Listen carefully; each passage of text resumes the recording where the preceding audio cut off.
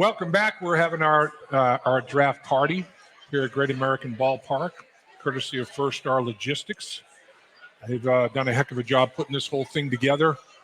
We've been talking football. We've been talking football quite a bit, and we've been talking about the NFL draft. And we've got a guest right now who is a great guy.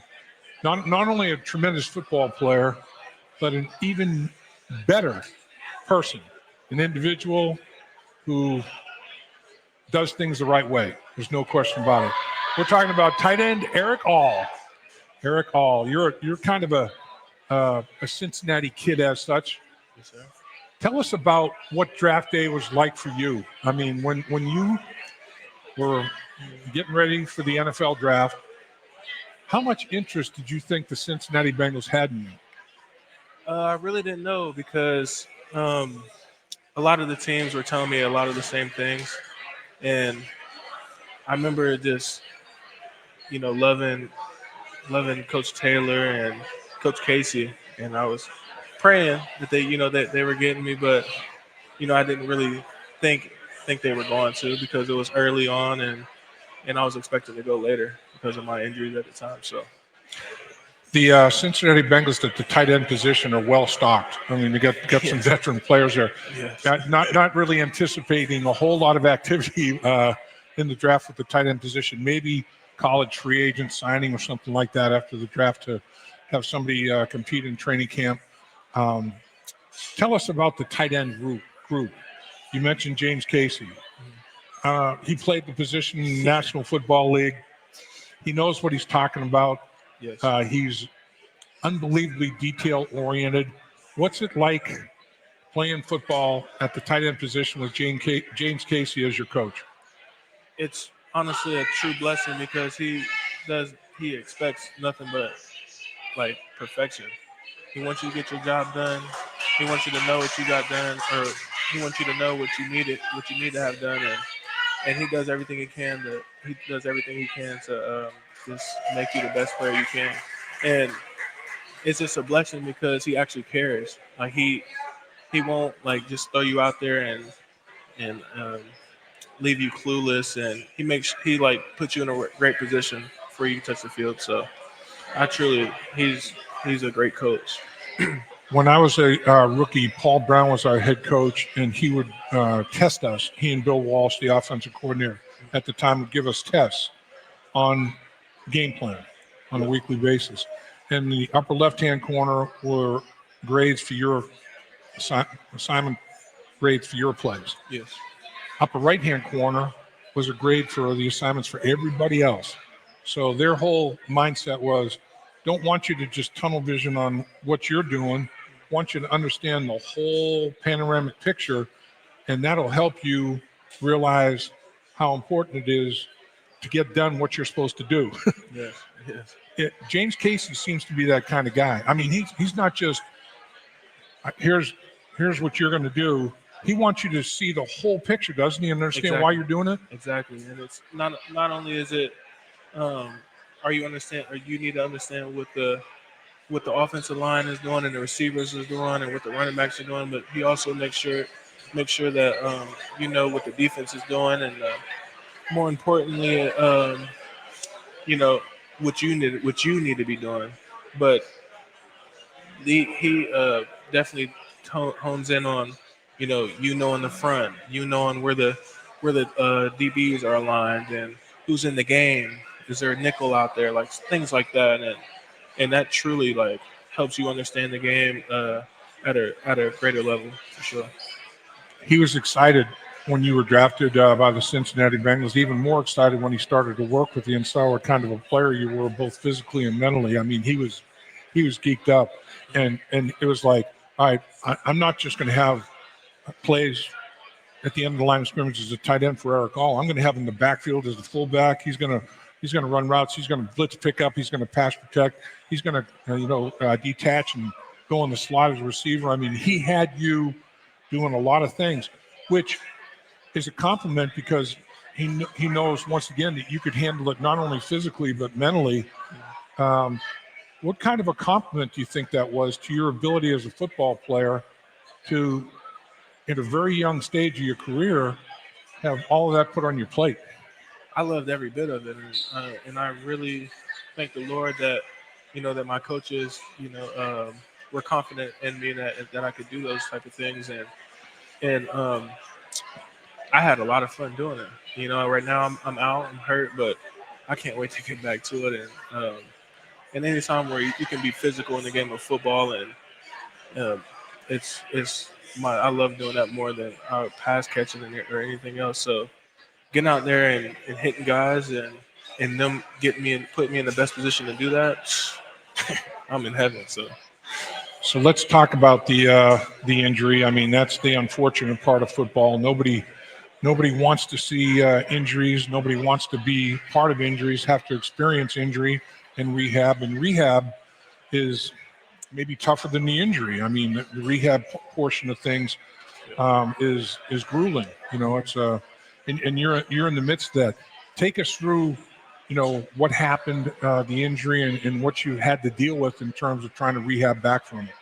Yeah, so we were playing the Raiders, and I caught the ball in the flat and went to take a step to kind of just read the field and see, because I was blind. I didn't know what was going on in the field. I was just looking back at Joe, and I kind of, as I was catching it, took a step to like read the field, and it just went from me. It was the same knee I tore from when I was at Iowa the year prior. So it was just, it never really, it just went, and part of it could have been from rehab or how I came back from it. Another thing could have been from how the surgery was done. Either or, I mean, at the end of the day, it's just something that has to get fixed, and I'm really confident in the doctors who did it now, and and I'm just gonna just do everything they tell me, rehab, and just work my hardest every day. And when I get back, I'll be all right. We were talking before we came on the air, and you were mentioning that they took a little portion of your patella from one knee to reconstruct the other. Yes. Tell us about that. So the surgery I had before, it was I forget what it's called, but they took it from a different, like a dead body, and my body was rejecting the tendon that they put in there, the graft that they put in there, because it was just foreign. So Right. that was part of the reason why my ACL tore, because the graft that they took from I forget exactly what it's called. I always forget it, but my body was rejecting the the tendon they took on the outside, so it was real loose on the outside, and that put a lot of stress on my ACL. So this time they took a graft from my body and put it on that side to where it's stronger. My body won't reject it, and I'll have nothing to worry about. So, a lot bigger graft too. Um, the doctors told me that the graft was real small before, and that was another reason why it went so easy. So you have a portion of the patella tendon taken out of one knee to reconstruct the other. I mean, that's like a double whammy there. I mean, people don't understand and realize how injuries can be, so grueling. Yeah. But I admire your attitude. I mean, you're in great spirits. I mean, you're in great shape. I mean, how you staying in such great shape without, being able to do? Can you do cardio now and everything, or just weight training, or? Yeah, but them crutches, man, them things are no joke. Yeah. Them things are no joke. So that's really, I do upper body, and that's really it. I don't really eat too unhealthy. I'm kind of been watching what I've been eating. So Yeah, and you've done a heck of a job of that. There's no doubt. The tight end position, you've got some depth there. You got a lot of friends. Tell us about that tight end room in terms of football players and people. Man, yeah, they've honestly been a great help. Drew Sample, Tanner Hudson. There's two Tanners, so Right. Tanner Hudson and Mike Gesicki. They look out, and honestly, they're just true competitors of the game and want to win. So they take me and Cam Grandy and Tanner McLaughlin. They took us under their wing, and been helping us a lot with just knowing what we have done or different techniques on how to get the job done, and you can tell they honestly care and want the team to win. So they do all they do all they can to help, and they've been a true help for me. Honestly, any questions I ask, they answer it to the best of their knowledge, and they're real cool people too. They're never like acting like I'm like a nuisance or anything. That they're real cool. You can come to them, talk about anything, and they're there for you. So great guys. Coach Casey was excited, about having you as a serious blocker at the end of the line of scrimmage. I mean, I remember talking to him. He said, "This kid blocks like a third tackle," and then I can put him at fullback. I can use him as a weapon in the passing game. Mike Gesicki is kind of filling that role, lining up everywhere and great route runner, great receiver, good hands, fast too, wicked fast. Yeah, I mean, for his size speed ratio is incredible. Yeah. And Drew Sample, can line up and knock anybody off the line of scrimmage. I mean, he's going to knock back people. There's no doubt about that. So I mean, that tight end room, everybody has a role. Somebody has multiple roles, and I know. Like I said earlier, Coach Casey it's like, man, this young buck was just starting to come on, and he's so excited about the weapon you're going to be in the National Football League. That's great to hear. How excited are you about having a guy like James Casey helping you, grow and develop? There's meat on the bone, and have a guy like that take you to as high a level as you can get. I feel very blessed. Coach Casey, not only is he a great coach, he's a great person. And, he checks on me all the time and, checks on my family and just having a guy like that as your coach can mean everything. And it does for me. So, I feel very blessed. And not only that, I feel like we played similar when he was playing, and for him to give me like coaching points on stuff that, I need help on.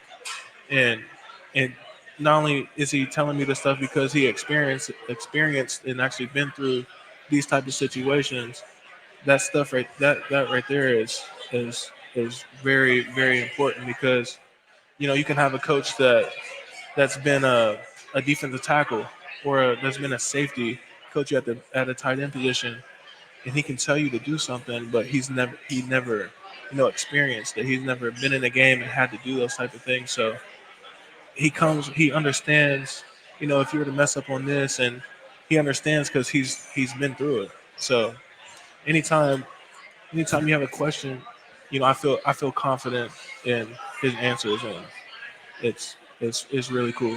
It's really cool.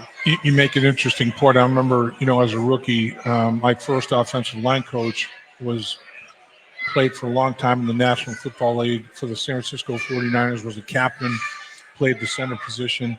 So, you have a guy that's played at the highest level like you're playing at, and they don't ask you to do unreasonable things.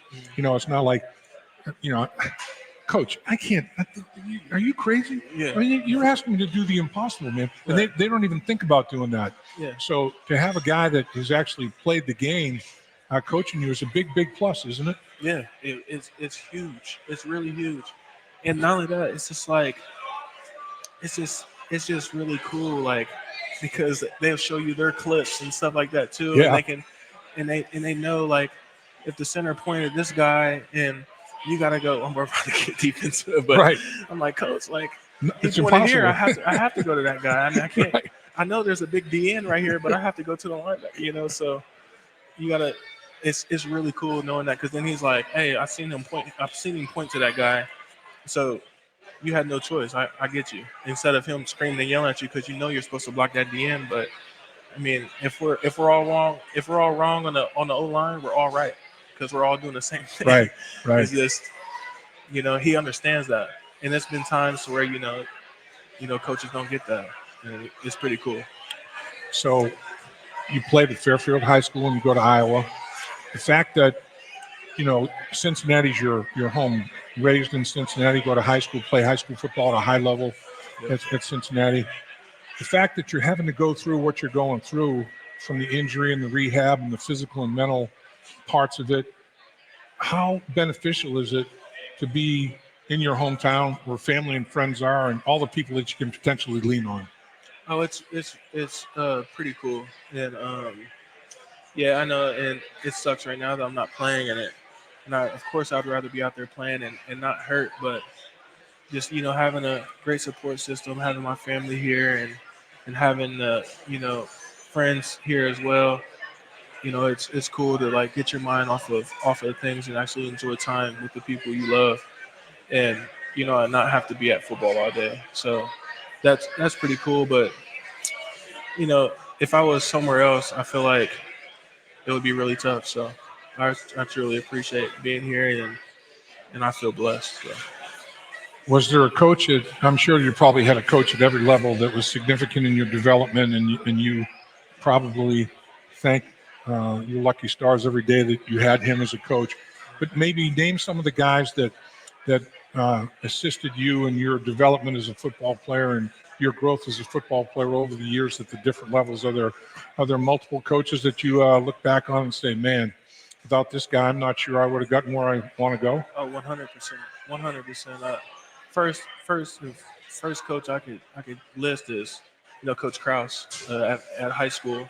He was our head coach in high school, and I started out as a receiver my sophomore year, and my junior year, he called me in, and well, right before the junior season, he calls me in and he asked me how would I like to be a tight end, and he knew that I wanted to be at the highest level possible and wanted to succeed in this game, and he told me, he gave me the best advice, and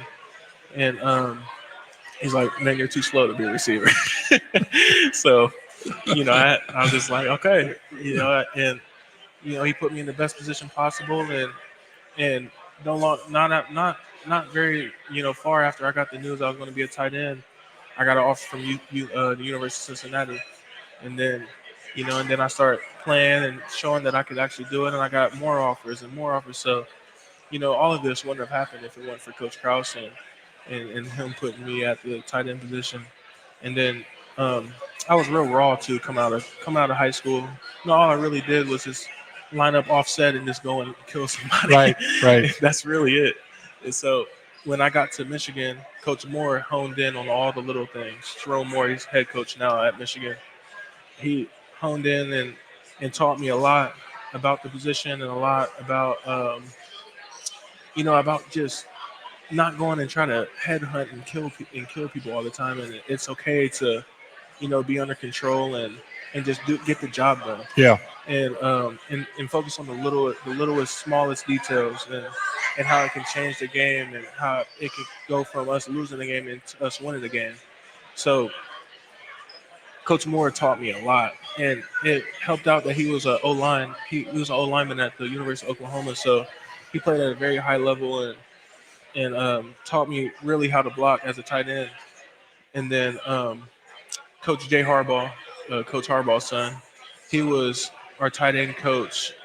I can't remember. I think it was the next year after I think it was my sophomore year, and he taught me a lot about the game, about the defense, about getting off on the snap, how important it was to know the snap count and to get off on the snap count right when the ball moves, and like just this like stuff that you never would think about. Right. And he didn't play tight end, and I'm not sure how far he went in playing the game at all. I don't know how much he played, but he was very smart. He was and taught us a lot about just the stuff that you would never even think about, and that was huge for me. And I learned a lot from him with that, and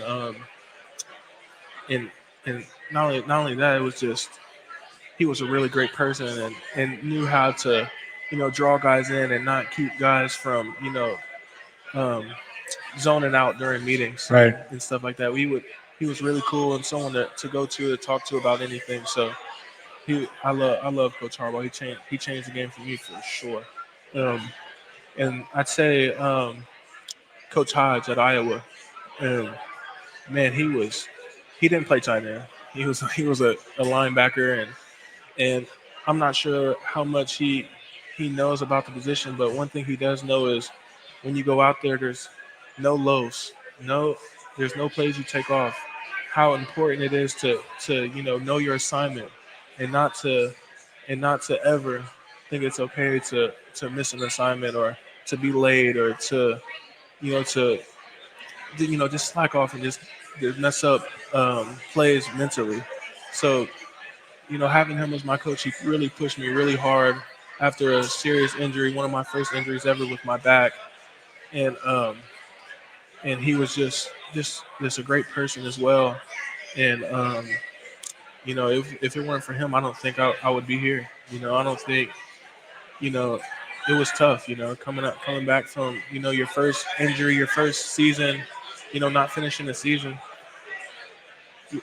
your first time not finishing the season and stuff. So he kept me in the game. He brought back the love that I needed for the game, and he put that dog in me for sure, and made me want to go out there each game and play with a chip on my shoulder. So those three coaches were very huge in my in playing.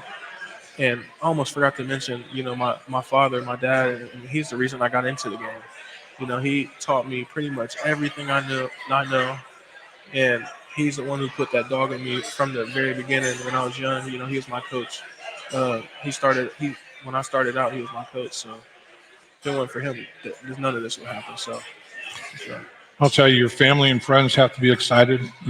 Fairfield High School, go to Michigan, go to Iowa, full circle, come back to Cincinnati. Yeah. You're back home again with everybody. And your parents got to be special people, man. You were raised right. You're a heck of a football player. Thank you. Heck of an individual. And I know you're going to fight, man. You're going to fight, rehab your tail off, and because you got a lot of years left, a lot of big productive years at the tight end position, and appreciate you carving time to join us, Erick. Yes, sir. Thank you. All right, that's Erick All, everybody, and heck of a tight end. This man can do it all.